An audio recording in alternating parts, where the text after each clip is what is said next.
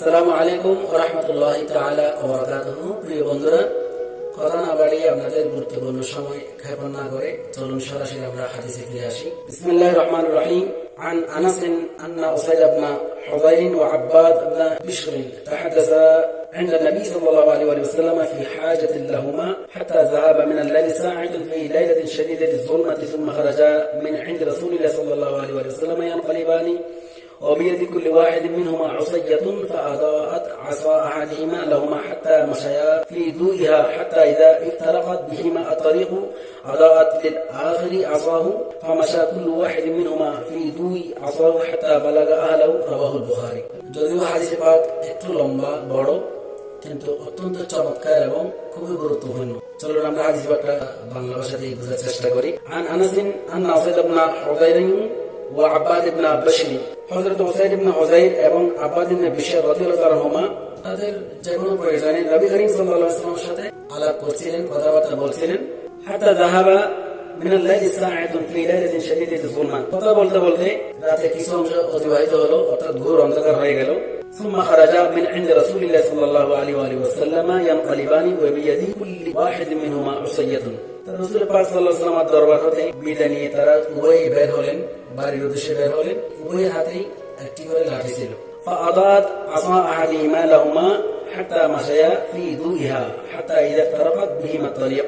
দুইজনের লাঠিতে যখন একজনের লাঠি বাতির নিয়ে আলোকিত হলো, ওই লাঠির আলোতে তারা হাঁটতে লাগলো বাড়ির উদ্দেশ্যে। حتى إذا افترقت بهما الطريق أضاءت للآخر عصاه فمشى كل واحد منهما في ضوء عصاه حتى بلغ أهله رواه البخاري।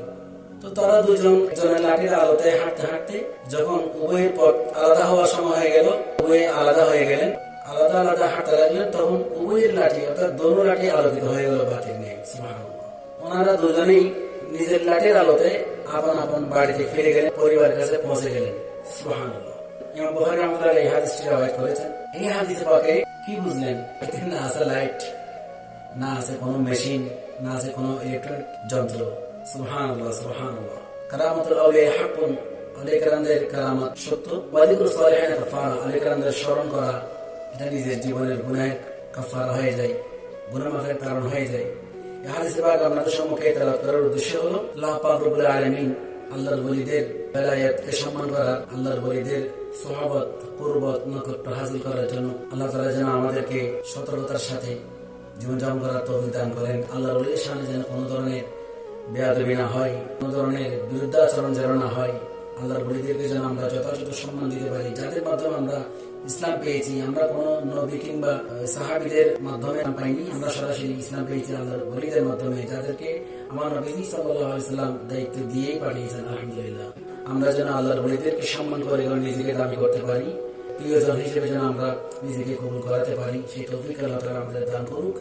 আল্লাহর ওলিদের মাধ্যমে আমরা যেন নবী পর্যন্ত পৌঁছতে পারি, নবীজির উসিলায় নবীজির মাধ্যমে যেন আল্লাহ পর্যন্ত পৌঁছতে পারি, সেই তৌফিক আল্লাহ পাক রব্বুল আলামিন আমাদের সবাইকে দান করুন। এই হাদিসে পাকের মর্ম, কর্ম, ধর্ম বোঝার তৌফিক দান করুক। আমিন। আসসালামু আলাইকুম ওয়া রাহমাতুল্লাহি তাআলা ওয়া বারাকাতুহু।